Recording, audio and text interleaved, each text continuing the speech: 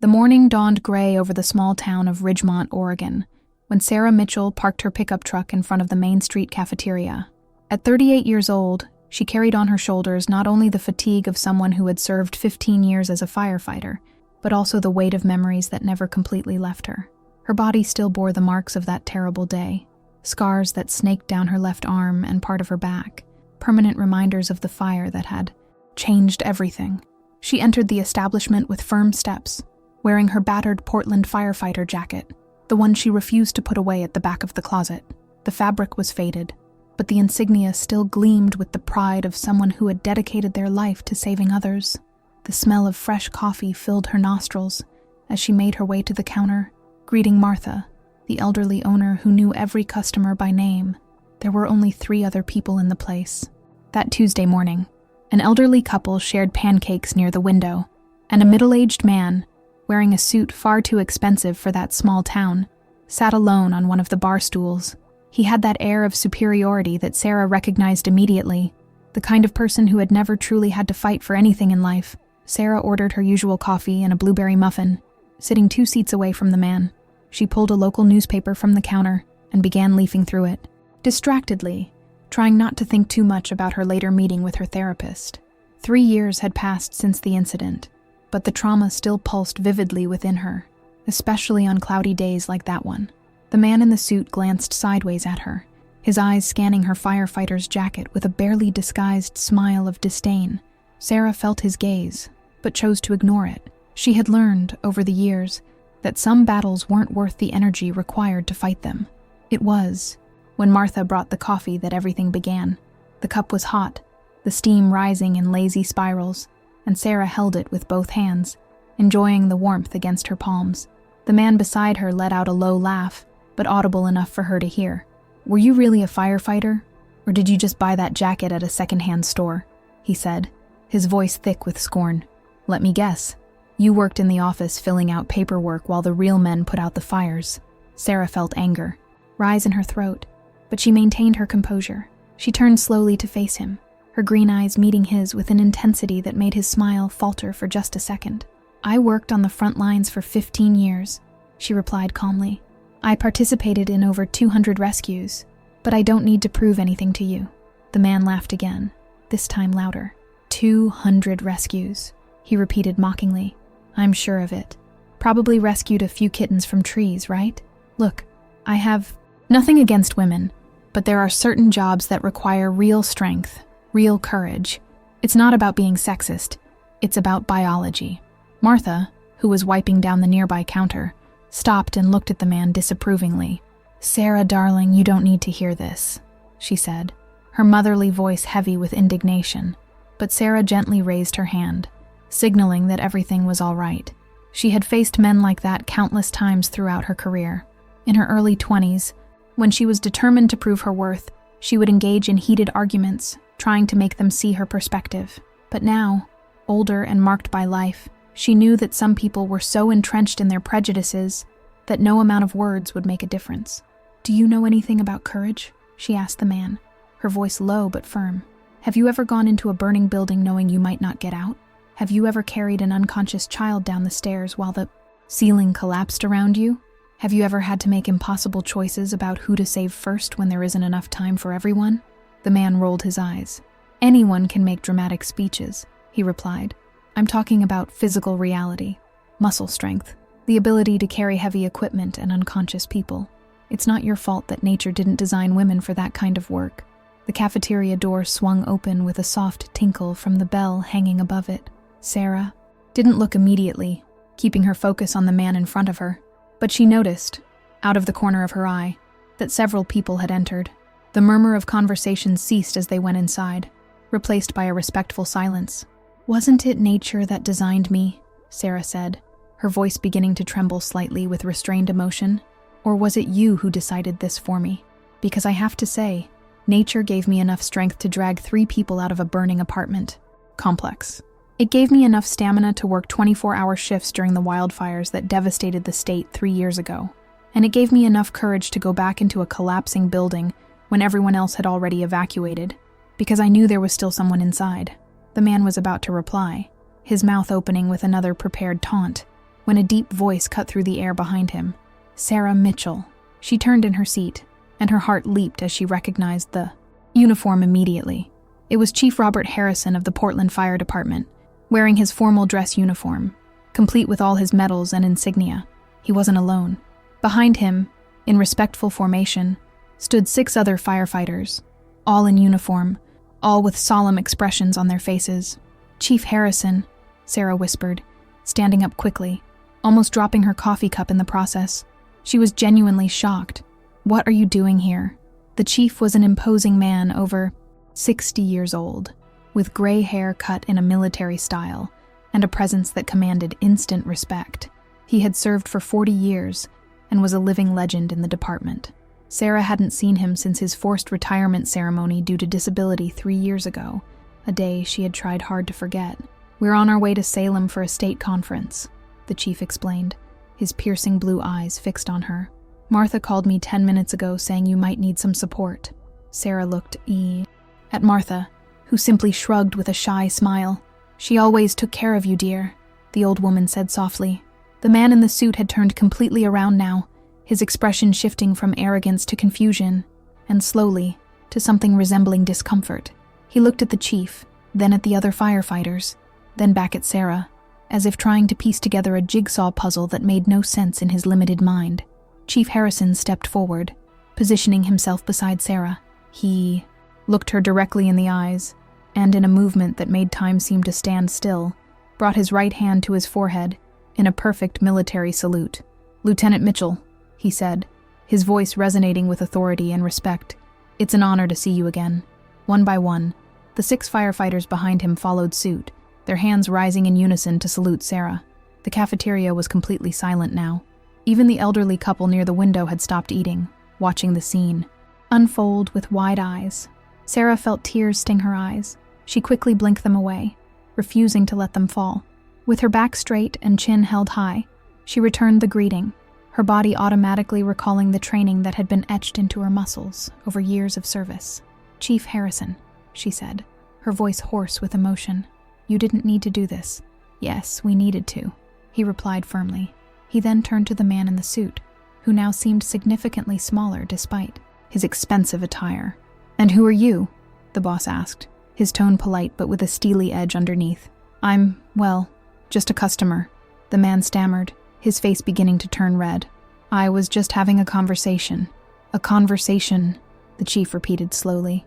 He looked at Martha, who nodded vigorously. "I heard it was more than that. I heard you were questioning Lieutenant Mitchell's abilities as a firefighter." The man opened his mouth, then closed it again. "I didn't want to," he began, but the boss raised his hand, silencing him. "Let me tell you something about Sarah Mitchell," Chief Harrison said, his voice filling the small cafeteria. 3 years ago, there was a massive fire in a residential complex on Portland's east side. It was an old building with faulty wiring and no proper sprinkler system. When we arrived, the flames had already engulfed 3 floors. Sarah felt her stomach clench. She knew exactly where this story was going, and part of her wanted to ask him to stop. But another part, the part that had been silenced and devalued so many times over the years, wanted the whole world to hear. "We evacuated everyone we could find," the chief continued. "We did 3 complete sweeps of the building. We cleared everything. We were starting to focus solely on controlling the fire when Lieutenant Mitchell heard something. A faint cry coming from the 4th floor, an area already engulfed in flames. One of the younger firefighters behind the chief, a tall man with visible burn scars on his neck, stepped forward. "I was there that day," he said, his voice deep. "I told her it was very dangerous. We all did. The structure was compromised. The roof was starting to collapse, but she didn't listen." Sarah remembered that moment with crystal clarity. The roar of the flames, the unbearable heat that penetrated even through her protective gear, the cold fear that gripped her heart when she understood what she was about to do. But above all, she remembered that cry, weak and desperate, coming from somewhere deep within hell. "She went in alone," the boss said, his voice dropping slightly. "Against direct orders, I might add. She found a mother and her 6-month-old baby hiding in a closet on the 4th floor. The mother was unconscious, overcome by smoke. The baby was crying but could barely breathe. Martha had come closer, her hand covering her mouth, her eyes glistening with tears. "Oh, Sarah," she whispered. Sarah carried the mother on, her back, and held the baby against her chest. The chief continued.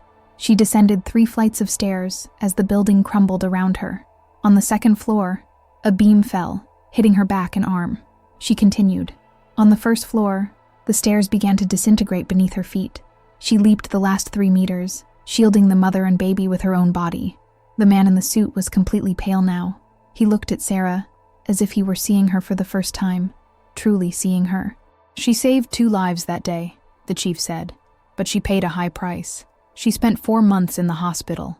She had 17 surgeries. Doctors said she would probably never regain full use of her left arm. She proved them wrong, of course, but the damage was too extensive. She failed the physical tests required to return to active duty. Sarah felt the tears finally escape, running silently down her cheeks. She wasn't ashamed of them now. Those days in the hospital, the endless physiotherapy sessions, the excruciating pain every time she tried to move her arm, the emotional devastation of realizing that the career she loved was over. It all came rushing back in a powerful wave. The baby she saved that day, one of the other firefighters said, an older man with gray hair and kind eyes, just started kindergarten this year. Mom has fully recovered. They come to the fire station every year on the anniversary of the fire to bring cookies and thank the woman who gave them a second chance at life. Chief Harrison turned completely to the man in the suit now. So, when you talk about strength, about courage, about whether women belong in the fire department, I want you to think about this. I want you to think about a woman who sacrificed her own career, her own physical health, to save 2 people she had never met. I want you to think about what you would have done in that situation. The man said nothing. He was staring at the ground now, unable to meet Sarah's eyes. She received the Oregon State Medal of Bravery, the chief said. She was the youngest female firefighter to receive that honor. She also received the Governor's Medal of Honor. And guess what she did with all those medals? She donated them to a program that encourages young women to consider careers in firefighting. Sarah wiped her eyes with the back of her hand. This wasn't about me, she said softly. It was never about me. It was about showing the girls who come after me that they can do anything they set their minds to, that their strength isn't defined by what other people think of them, but by what they know to be true about themselves. The cafeteria was still in complete silence. The elderly couple near the window were now openly crying. Martha had her arm around Sarah, holding her tightly. "I'm sorry," the man in the suit finally said, his voice barely above a whisper. "I was completely wrong. I didn't know." Sarah looked at him, and to her surprise, she felt no anger. She felt pity. Pity for someone who had lived his entire life with such a narrow view of the world, so limited by prejudice and ignorance that he could not see the humanity in the people around him. "Most people don't know," she said gently, "and that's why it's important to talk about it. That's why it's important to challenge our assumptions about what people can or cannot do, based on gender, race, or any other external characteristic." Chief Harrison placed his hand on Sarah's shoulder. "We've missed you in the department," he said. "But you're doing important work now, too. I know you're working with at-risk youth, teaching them about fire safety and life skills." Sarah nodded. "After I retired," she explained, addressing not only the boss but everyone in the cafeteria, "I didn't know what to do with myself. My entire identity was wrapped up in being a firefighter. When that was taken away from me, I felt lost. But then I realized I could still make a difference, just in a different way." She started working with a local nonprofit organization, the younger firefighter added, clearly proud. She goes to schools, community centers, even juvenile prisons. She teaches children about fire prevention, but also about resilience, about overcoming obstacles, about finding their inner strength. The man in the suit stood up slowly. "I'm truly sorry," he said again, this time looking Sarah directly in the eyes. "I have no excuse for what I said. I was perpetuating exactly the kind of thinking that prevents talented people from pursuing their dreams." Sarah held out her hand. "We all make mistakes," she said. "What matters is what we do after we realize we were wrong." He squeezed her hand, holding it for an extra moment, as if trying to convey through that touch all the remorse he felt. Then he turned to the chief and the other firefighters. "Thank you," he said, "for putting me in my place. I needed to hear that." Chief Harrison nodded graciously. "We all have moments when We need to be reminded of our shared humanity, he said. The man left enough money on the counter to cover his bill and Sarah's, plus a generous tip for Martha. Then, with one last respectful nod, he left the coffee shop, the bell above the door ringing softly in his wake. After she left, the atmosphere in the cafeteria changed. The firefighters relaxed their formal postures and were soon sharing stories and laughter with Sarah, reminiscing about old times, difficult calls, and moments of triumph and tragedy they had faced together. The elderly couple approached shyly, asking to shake Sarah's hand and thanking her for her service. Martha served free coffee to everyone, insisting it was the least she could do for people who risked their lives for others. Sarah found herself surrounded by colleagues she hadn't seen in years, feeling for the first time in a long time truly connected to the purpose that had defined so much of her life. As the morning wore on, and the firefighters finally had to leave for their conference, Chief Harrison pulled Sarah aside. "I'm proud of you," he said softly. "I always have been. You were one of the best firefighters I've ever had the honor of commanding, and I know you're doing an incredible job now." "Thank you, boss," Sarah replied, her voice full of emotion. "That means more than you can imagine." He smiled, his deep wrinkles deepening around his eyes. "Keep in touch," he said. "And if you ever need anything at all, you know where to find me." After the firefighters left, Sarah stayed in the cafeteria for another hour, chatting with Martha about everything and nothing. She felt lighter somehow, as if a weight she didn't know she was carrying had finally been lifted from her shoulders.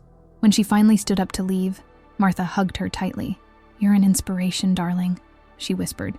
"Never forget that." Sarah went out into the street, where the cloudy day had given way to rays of sunshine breaking through the clouds. She stood still for a moment, closing her eyes and feeling the warmth on her face, allowing herself a moment of peace and pure gratitude. Her life hadn't gone the way she had planned. She had lost the career she loved, endured unimaginable physical and emotional pain, faced discrimination and doubt countless times, but she had survived. More than that, she had found a new way to make a difference, a new way to serve. As she drove away from the coffee shop, Sarah thought about the man who had mocked her. She hoped he would learn from that lesson, that he would think twice before judging someone based on superficial assumptions. But even if he didn't, even if he reverted to his old habits, she knew she had planted a seed, and sometimes that's all you can do. Sarah Mitchell's story wasn't just about a woman who had been a firefighter. It was about resilience, about finding strength in the face of adversity, about refusing to let the limitations of others define her own possibilities. It was about the transformative power of recognition and respect, and about the importance of standing up not only for herself, but for all those who would come after her. That night, Sarah sat in her small living room, looking at a framed photograph on her wall. It was from her last day on the department, surrounded by her fellow firefighters, all smiling despite the tears in their eyes. She touched the glass gently, remembering how lost and scared she had felt that day, uncertain about what the future held. But now, 3 years later, she could see that the end of one journey had been only the beginning of another, and while she still missed the roar of the fire trucks and the camaraderie of the fire station, she had found a new purpose, a new way to ignite flames, not of destruction, but of hope and inspiration in the hearts of the young people she taught. Sarah Mitchell had been an exceptional firefighter. Now she was something equally important, a guardian of dreams, a champion for the marginalized, a voice for those who hadn't yet found theirs. And in that moment, sitting alone in her living room as night fell over Ridgemont, she finally felt something that had eluded her for a long time: peace. Sarah's phone rang shortly after 7 in the evening, interrupting her quiet thoughts. She glanced at the screen and saw an unknown number with a local area code. For a moment, she considered letting it go to voicemail, but something compelled her to answer. "Hello," she said, her voice still a little hoarse from the day's excitement. "Lieutenant Mitchell," a hesitant female voice answered from the other end of the line. "My name is Jennifer Castillo. You don't know me, but I was in the cafeteria this morning. I work at the library across the street and saw everything through the window. I hope I'm not bothering you." Sarah straightened up on the sofa, intrigued. "No, not at all. What can I do for you?" There was a pause, and Sarah could hear the woman's nervous breathing. "I have a daughter," Jennifer began. "She's 15 years old. Her name is Anna. She's bright, strong, determined, and she's wanted to be a firefighter ever since she was 7 years old." Sarah felt her heart race. Keep going, she encouraged gently. The problem is that everyone, and I mean everyone, has been trying to dissuade her. Her teachers say she should consider something more suitable. My ex-husband laughs at her and says it's just a phase, even my own. Mother suggests she should be a nurse or a teacher, something more appropriate for a young woman. And I see my daughter, this incredible and courageous girl, starting to doubt herself, starting to believe that maybe they are right. Jennifer's voice trembled, and Sarah could hear the barely contained tears. But then this morning, I saw what happened in the cafeteria. I saw that horrible man saying terrible things to you. I saw your boss and all those firefighters paying tribute to you. And I thought, that's it. That's exactly what my daughter needs to see. Sarah closed her eyes, feeling the weight of the responsibility her mother was placing on her. What would you like me to do? She asked. Even though she already knew the answer, could you meet her? Just talk to her? Tell her your story? I know it's a lot to ask and you're probably busy, but it would mean the world to her. To both of us, actually. Sarah didn't need to think twice. Of course, she said. When would she be available? They arranged to meet the following Saturday at a small park near the city center. Jennifer was so grateful that she began to cry openly on the phone, thanking Sarah repeatedly before finally hanging up. In the following days, the story of what had happened in the coffee shop spread through the small town like wildfire. Martha, despite her good intentions, had told the story to every customer who entered her establishment. Soon, Sarah was being stopped in the street by people who wanted to shake her hand, share their own stories of overcoming discrimination, or simply express admiration. At first, Sarah found the attention uncomfortable. She had never sought public recognition, never wanted to be seen as a hero. But gradually, she began to understand that it wasn't about her. It was about what she represented, the doors she had helped open, the minds she had helped change. Saturday dawned clear and bright, one of those rare autumn days in Oregon where the sun shone, without a single cloud in the sky. Sarah arrived at the park 15 minutes early, wanting time to mentally prepare herself. She sat on a bench near the playground, watching children run and shout with joyful abandon.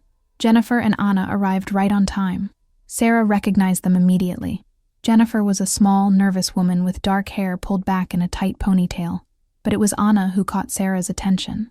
The girl was tall for her age, with broad shoulders and a posture that suggested physical strength and confidence. Her dark eyes shone with intelligence, but Sarah could also see the uncertainty there, the doubt that had been planted by years of discouragement. "Lieutenant Mitchell," Jennifer said, extending her hand. "This is my daughter, Anna." Anna shook Sarah's hand with a firm grip, the kind of grip Sarah had taught countless young recruits over the years. "It's an honor to meet you, ma'am," Anna said, and there was something in her voice, a rehearsed formality, that broke Sarah's heart. "Please call me Sarah," she said, smiling warmly. "And the honor is mine. Your mother told me you're interested in firefighting." They spent the next hour walking along the winding paths of the park, while Anna asked question after question. She wanted to know everything: what the training was like, how you dealt with fear, how you built the necessary physical strength, how you earned the respect of male colleagues who might be predisposed against you. Sarah answered each question with brutal honesty. She didn't sugarcoat the reality. She told Anna about the sleepless nights, the relentless physical challenge, the moments of pure terror when you're in a situation and you're not sure if you'll get out. But she also spoke about the unparalleled joy of saving a life, the unbreakable bonds formed with her fellow firefighters, the profound sense of purpose that came from serving her community. "There will be people who say you can't do it," Sarah said, pausing to look Anna directly in the eyes. "There will be men who question your strength, your resilience, your courage. There will be women who say you're trying to be something you're not. And in the hardest moments, you yourself will doubt yourself." Anna swallowed hard, her eyes widening. "How did you deal with that?" Sarah thought carefully before answering. "I was lucky," she said. "I had mentors who believed in me. I had a boss who gave me opportunities to prove my worth. But most importantly, I had an unwavering belief that I deserved to be there as much as any man. And when that belief wavered, I remembered why I started. It wasn't about proving anything to anyone. It was about saving lives." Jennifer, who had been silently observing the conversation, finally spoke. "Tell her about the fire," she said softly. "The one that changed everything." Sarah hesitated. It was a story she had told only a few times, and each time it was like reopening an old wound. But when she looked at Anna's face, she saw something that made her know this girl needed to hear it. She needed to understand that true heroism often came at a price. Then Sarah told the story again, but this time with more detail than she had shared in the cafeteria. She described the unbearable heat, how it was so intense you could feel your skin starting to burn even through the protective gear. She spoke about the decision to go in alone, knowing it was against protocol, knowing she could die, but unable to live with herself if she didn't try. She described finding the mother and baby, how the woman was so unconscious that Sarah thought for a horrible moment it was too late. She spoke of the weight as she carried them down the stairs, each step in agony as her muscles screamed in protest. And then came the beam, falling out of nowhere, the horrific impact when it hit her back, the explosive pain that almost made her faint. "But you didn't give up," Anna whispered, completely mesmerized. "No," Sarah confirmed, "because those 2 lives depended on me.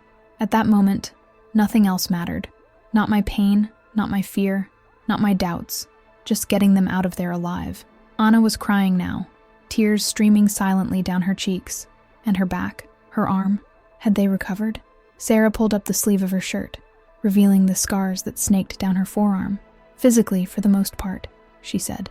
"It took time, a lot of painful physical therapy, a lot of surgeries, but emotionally, that was a different journey. Losing my career, my identity, my purpose, was devastating. I had to learn who I was beyond being a firefighter." "How did you do that?" Anna asked. Sarah smiled, but it was a sad smile. Honestly, with a lot of help. Therapy, support from friends and family, and eventually finding a new way to serve. But I'm not going to lie to you, Anna. It was the hardest thing I've ever done. Harder than any fire I've ever fought. They walked in silence for a few minutes, each lost in their own thoughts. Finally, Jennifer spoke again. "Sarah," she said hesitantly, "can I ask you a question? Would you do it all again, knowing how it would end? Would you still make the same choice?" Sarah didn't hesitate for a second. "Absolutely," she said with fierce conviction, "because that mother watched her daughter grow up. That baby started kindergarten this year. They have a life because of the choice I made. How could I regret it?" Anna stopped walking and turned to Sarah, her face a mixture of admiration and newfound determination. "I want to be like you," she said simply. Sarah placed her hands on the girl's shoulders. "No," she said gently but firmly. "You don't want to be like me. You want to be the best version of yourself. You want to find your own strength, your own courage, your own path. I can be an example, I can offer guidance, but your journey will be yours." Anna nodded slowly, absorbing the words. "May I ask another question?" "Anything. Do you still miss being a firefighter?" Sarah took a deep breath. "Every day," she admitted. "Every time I hear a siren, every time I smell smoke, every time I see a fire truck go by, a part of me wishes I were there. But I've found peace, knowing that I'm still making a difference, just in a different way." They eventually returned to where they had started, the bench near the playground. Jennifer hugged Sarah tightly, whispering thanks in her ear. Anna, more reserved, reached out again, but this time with something different in her eyes. It wasn't just admiration, it was determination, purpose, fire. "I'm going to make it happen," Anna said. "I'm going to become a firefighter, and when I do, I'll remember this conversation. I'll remember you." Sarah watched as they walked away, mother and daughter hand in hand, and felt something shift within her. For 3 years, she had struggled with the loss of her identity as an active firefighter. She had clung to the pain, the resentment, the sense of injustice of having her career cut short so drastically. But in that moment, watching Anna walk with renewed confidence, Sarah finally understood. Her legacy would not be defined by the fires she extinguished or the lives she directly saved.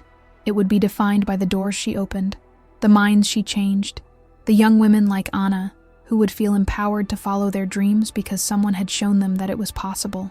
That night, Sarah sat at her desk and began to write, not for herself, but for all the girls like Anna, all the young women who would face doubt and discrimination as they pursued careers in male-dominated fields.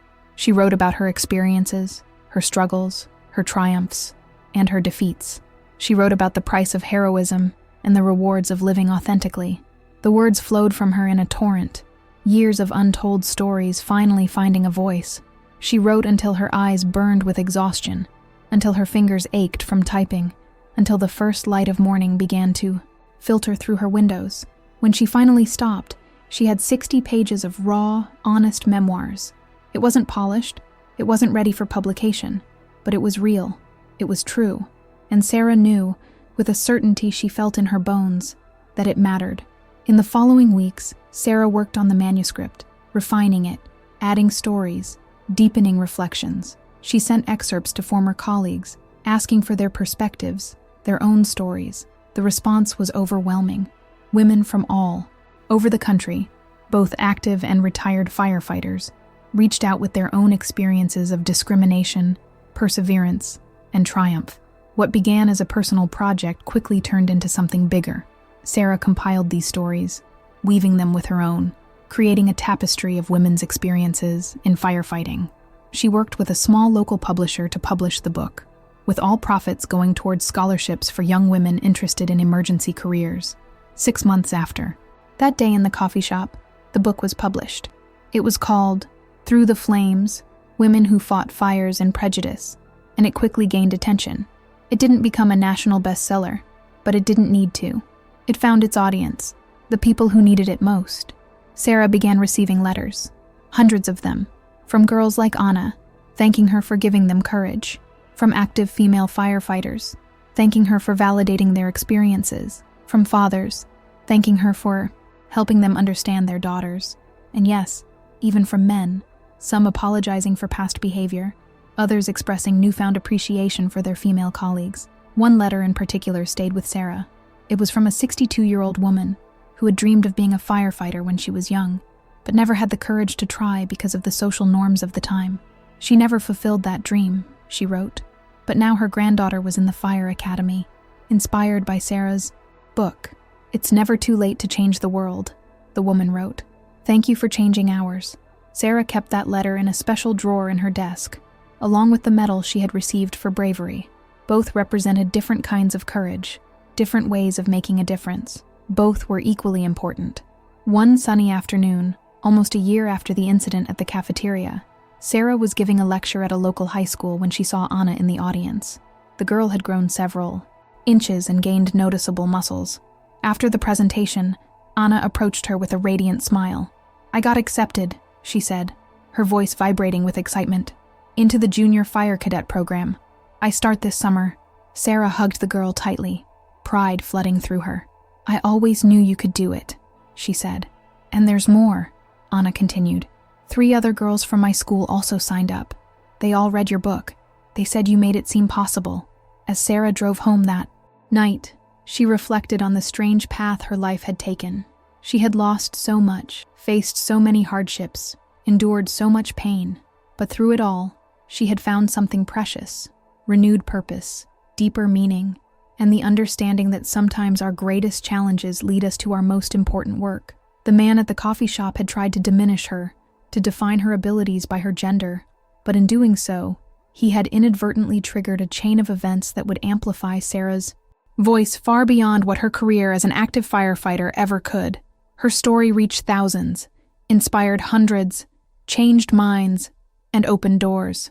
Sarah Mitchell was no longer physically fighting fires, but she was battling something equally important: the fires of prejudice, doubt, and self-imposed limitations. And in this new battle, she was winning, one young woman at a time, one mind changed at a time, one life inspired at a time.